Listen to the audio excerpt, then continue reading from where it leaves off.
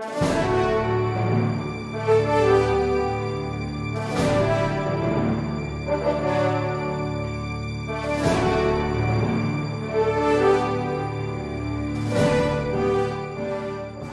on record, Mr. President, that we spent 30 minutes, over 30 minutes on this issue, and I do believe that at the rate we're going, it will really take us a very long time to get to the bottom of Article 2. So maybe you can just try to... I will try to abbreviate, Your Honor. What is your point of order? The point of order, sir, is that it's precisely that I am perplexed as to why we are listening to this testimony. I have hesitated to rise in these proceedings because I am a non-lawyer and there are many aspects to this that are strictly legal. But however, as far as I understand, we are examining or talking about Article 2, which has to do with non-disclosure of the SALN and non-inclusion of certain aspects of in the SALN. I cannot make the connection between the testimony that we are hearing today and have heard yesterday and how it impacts upon how we decide whether or not the SALN was disclosed or was inaccurate. And so I would like perhaps to get some guidance, some enlightenment, how we are supposed to treat this testimony when we are deciding which way to vote for Article 2. Now, on a related question by Senator Pimentel yesterday, when Attorney Perez was asked the similar question to what I'm asking now, he mentioned that it is not only Article 2, but also Article 3 this testimony refers to.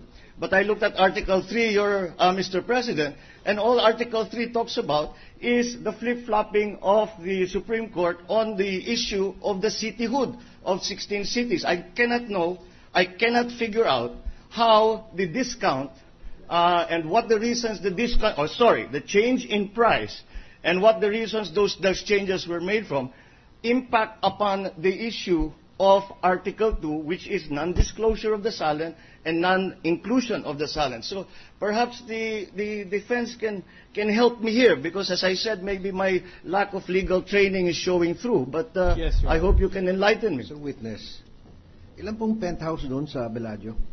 6 po. 6. On 3 floors? Opo. So, ibig sabihin, 2 per floor? Yes po. At siguro iba-ibang presyo. Yung tatlo, the one on the first floor of the penthouse would be priced at less than the top penthouse, di ba? Yes po. Alright, meron ko kayong price list? Wala po akong... Would you like to submit to the court the price list, the asking prices for those penthouses? Well, our price list basically is based on... No, don't just submit it. Don't argue, please. We asked the court that it subpoenas the original price list for the Bellagio condominium building. Can we have that by tomorrow, Mr. Witness? Yes, Your Honor. All right. Ngayon po, yung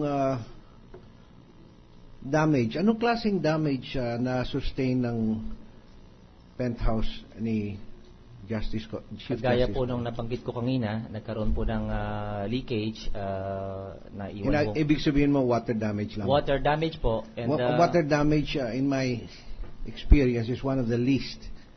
Well, the floors were There's extensively... no construction damage, there's no cracks. Kung water damage lang, paint lang yan. Hindi lang ho yun. Medyo extensive ho yung naging damage. Besides, hindi po talaga... Do you have photographs of the unit as it was damaged? No, sir. I don't remember. You did not file any insurance claims on it? No, sir. You did not?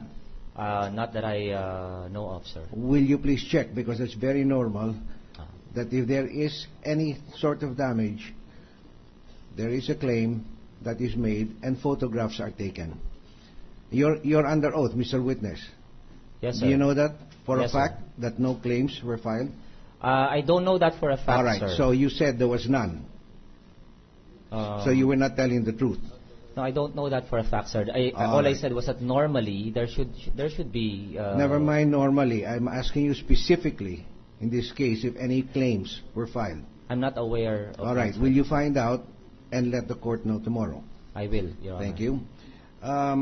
Ano pong normally construction cost ng multi-story condominium building like the Bellagio? I'm actually not. You're not a finance man. No, sir, I'm not. Normally, the construction cost is about 70 to 80% of the total selling price. 20% is the normal profit made by a developer. Are you aware of that? I'm not so sure, Your Honor. All I'm saying is that if it was listed, if the listed price was 24 million, it was eventually sold for 14 million, the developer sold this at a huge loss. Are you aware of that? I wouldn't call it a huge loss, sir. Well, It's okay, a so you're reduction aware profit. of the numbers. So what is to you a huge loss, and what is the small loss? Well, as the figures will show, sir, it's about 40% here. What figures? You haven't told us any figures. Are you talking about the difference between 24 million and 14 million? Well, yes, sir. If you, that's one way to look at it, sir. That's one way to look at it. You have Yes, sir. other ways of looking at it. Well, because if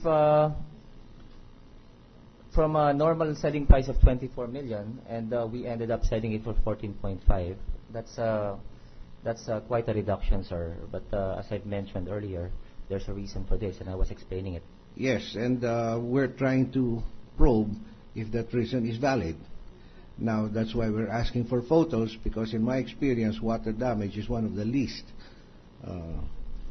that can happen to your property as far as damage is concerned. Probably Yes. cost you just a coat of paint. Your Honor, if I may also add, I was saying earlier that on top of this, the unit was actually semi-bare at that stage. We were just about to finish it.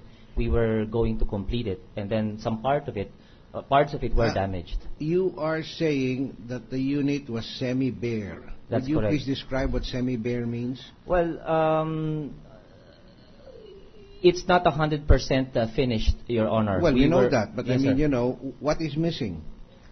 The Um, electricals were in place. Yes, the The water electricals pipes were in place. Yes, sir. And did you not finish it before you handed it over to the new owner? No, sir. We did not have the chance to do that, as I've mentioned. You mean to because- say the new owner moved in and did all the finishing himself? Well, we just turned it over to the new owner, sir, and Would you we show us sold the it as it dates on was. which the turnover was made, please? Pardon, sir?